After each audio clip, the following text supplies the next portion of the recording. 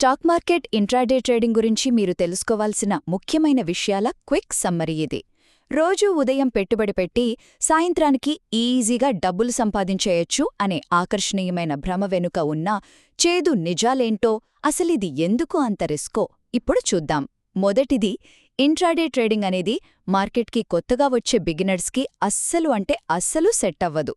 ఎందుకంటే ఇక్కడ మీరు ఏవో మామూలు అంచనాలతో కాదు, అత్యంత వేగంగా పనిచేసే సూపర్ కంప్యూటర్ అల్గారిథమ్స్తో పోటీపడాలి. ఒక్కసారి ఆలోచించండి, కారు డ్రైవింగ్ రాకుండానే రద్దీగా ఉండే హైవే మీద రేసింగ్ కారు నడిపితే ఎలా ఉంటుంది? సేమ్ టు సేమ్ ఇది అంతే. సరే, కొత్తవాళ్లకి కష్టం కదా, మరి ఎక్స్పీరియన్స్ ఉన్నవాళ్లకి ఈజీనా? ఇక్కడే మన రెండో పాయింట్ వస్తుంది.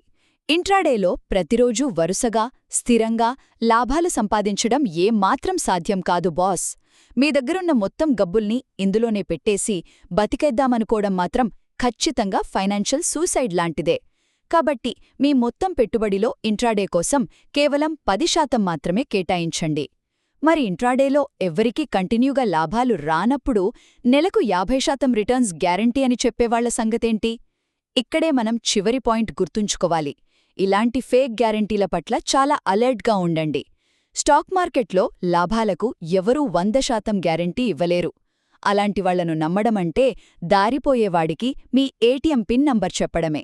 సో ఎవరో చెప్పే మాయమాటలు నమ్మి కష్టార్జితాన్ని కోల్పోకుండా మార్కెట్ రియాలిటీని అర్థం చేసుకుని సేఫ్గా ఇన్వెస్ట్ చేయడమే ఎప్పటికీ బెస్ట్ డెసిషన్.